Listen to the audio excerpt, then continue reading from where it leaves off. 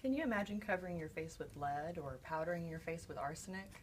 Or maybe just using some toxic eye drops to appear more beautiful? Well, if you lived during the Italian Renaissance, you would have done all these things and more for the sake of beauty. The face of beauty during this time required many deadly beauty routines that would be unthinkable today.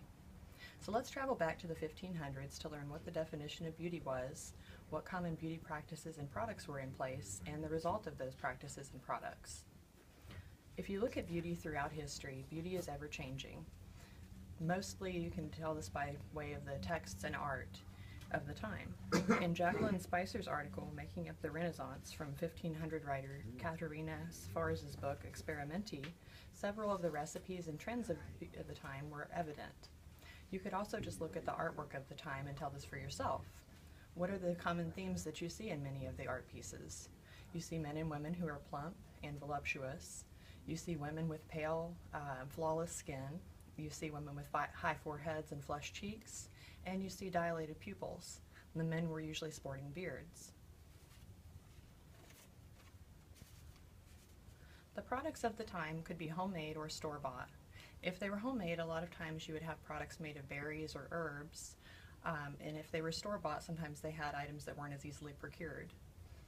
According to Robin Marantz Henig's article from April 1996 called The Price of Perfection in the magazine Civilization, she found that women typically attained the prized high forehead appearance in one of two ways.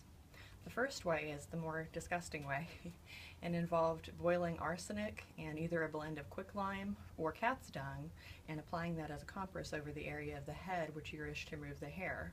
Now you were supposed to remove this quickly and wash it with hot water so that you didn't remove the scalp in the process as well. The alternate method was actually plucking each individual hair along the hairline, and then you'd rub it with a pumice stone and apply makeup over it for a flawless appearance.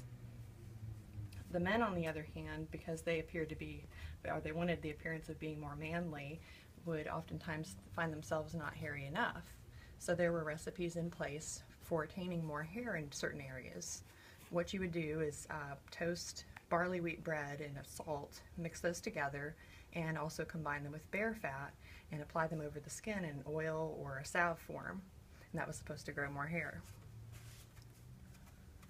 For the sexually aroused look of the eyes, or dilated pupils, Sarah McCabe's article dated August 8th of 2011 in Mother Earth Living, entitled Deadly Nightshade, The Wicked Belladonna, explains how eye drops were made. The Atropa belladonna plant, or belladonna for short, which means Italian, or is Italian for beautiful lady, was used to make eye drops. The plant actually contains a toxin or chemical that causes dilation of the pupils, so that gave that appearance of a sod.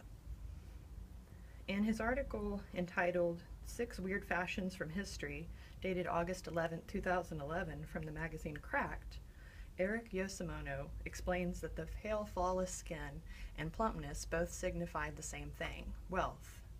If you were wealthy, you had servants to go outside for you and till the fields, so there was no need for you to ever receive a tan.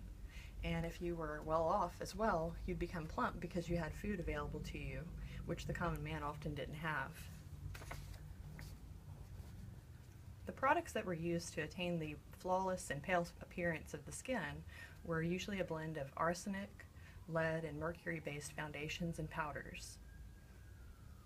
If you wanted to attain a flushed cheeks and rosy lip appearance, which many of the women sought, you would often apply another form of mercury called vermilion, which is a reddish form, over the cheeks and lips so that you'd have the rosy feminine blush.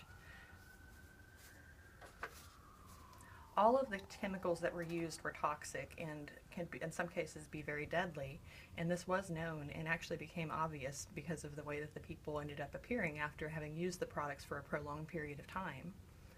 Cheryl Wistrover's article, The Most Dangerous Beauty Throughout the Ages, from the magazine The Cut, describes some of the harrowing side effects, including death, of course. You could have balding, constipation, infertility, tremors, aches and pains, irritability, among several other different side effects. With regards to McCabe's article on the belladonna drops used for the eyes, those could cause hallucinations, light sensitivity, and even blindness. At this point, you may be asking yourself, why would people subject themselves to this and still use those products? Well, some of them were believed to do it because of a status of wealth that they wanted to portray, or to keep their youthful appearance, or another reason could have been social peer pressure, especially for the women. Molding advises of some of the conscientious consumers who actually sought out safer products, which led to products that actually had labels that touted non-toxicity or lead and mercury free. However, for some people it was too late. The products were already running their course, and there wasn't anything else that they could do other than, maybe change over, but they were still going to suffer the side effects. The other thing was, the products that were used that were harmful did what they were advertised to do. Mercury, for instance, did give people an airbrushed appearance and flawless looking skin. If you stopped using it suddenly, you'd actually break out with several blemishes, so you'd either want to go back to using the same thing or use other products that were harmful to apply over that to cover the breakouts. Beauty changed over time, and the practices of the time that were today would be considered unreasonable were ceased in use. Knowing what it took for the Renaissance men and women to become beautiful during their time, it may give us a different light in looking at the art of the time. Perhaps everything is best summarized by author Brahms' quote, "Everything comes at a price, everything. Some things just cost more than others."